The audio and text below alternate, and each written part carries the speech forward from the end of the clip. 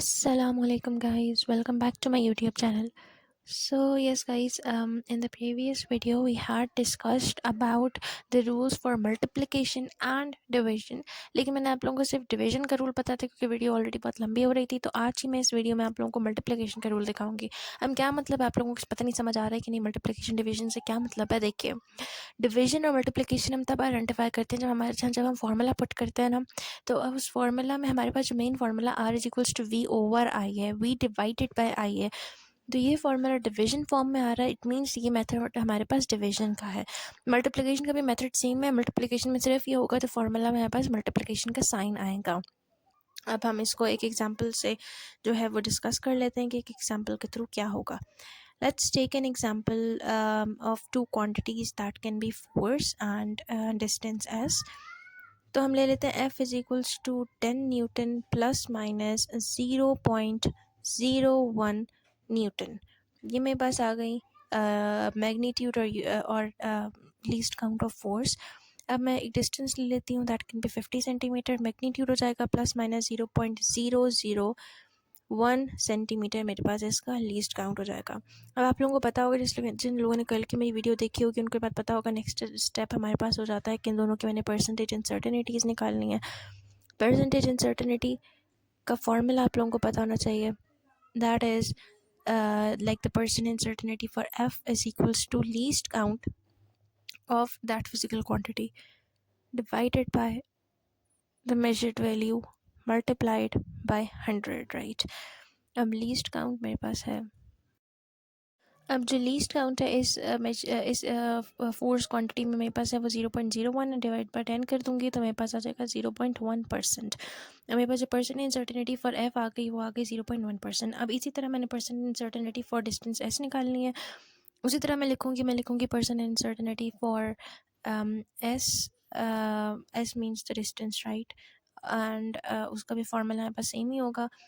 अच्छा, आप लोगों ने याद रखना है कि इन हेडिंग्स को आप लोगों ने प्रॉपर इसी तरह लिखना है, क्योंकि बुक में तो उस तरह नहीं दिया हुआ, लेकिन मैंने पूरी कोशिश की है कि मैं आप लोगों को उसी तरह लिख कर दिखाऊँ। तो उसके बाद आप लिख लेंगे least count divided by the measured value. अब हमारे पास जो लीस्ट काउंट दी हुई है डिस्टेंस एस की वो 0.001 दी हुई है, तो मैं लिख लूँगी 0.001 डिवाइडेड बाय 50 सेंटीमीटर उसका मैग्नीट्यूड दिया हुआ है।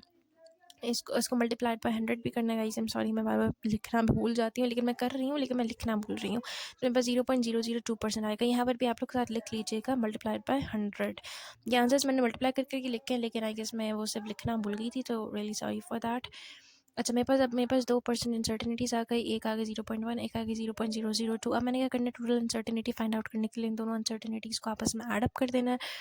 तो total uncertainty is equals to मेरे पास 0.1% लिख दूंगी मैं और प्लस कर दूंगी 0.002%। कलर्स भी मैं ट्राई कर रही हूँ कि मैंने जिन कलर से किया मैं उन्हीं कलर से करूँगी। हमें पास टोटल अनसर्टेनिटी आ गई 0.102%। अब इसको भी मैं एक अलग डिफरेंट कलर से हाईलाइट कर दूँगी क्योंकि मेरे पास मेरा मेन आंसर आ गया।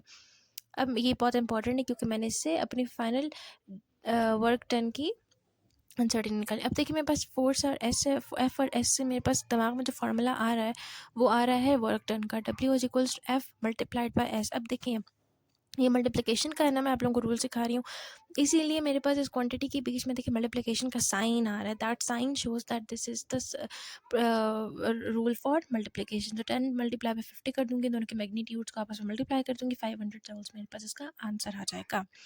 अब देखिए 500 जूल्स मेरे पास एक वर्क डन आ गया, लेकिन मैंने अभी उसे अनसर्टेनिटी निकालनी है, तो मैं कैसे करूँगी, मैं 0.102% ऑफ 500 जूल्स करूँगी।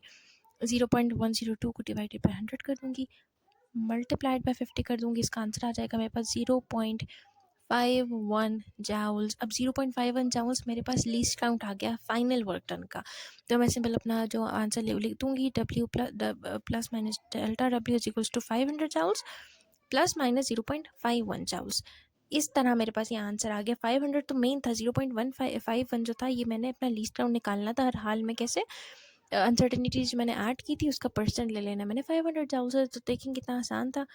आई होप आप लोगों को ये समझ आया होगा। कुछ भी नहीं समझ आया तो मुझे कमेंट्स में ज़रूर पूछिएगा। And I will see you tomorrow इंशाल्लाह। कल हम पावर का रूल डिस्कस करेंगे। अल्लाह हाफ़िज़।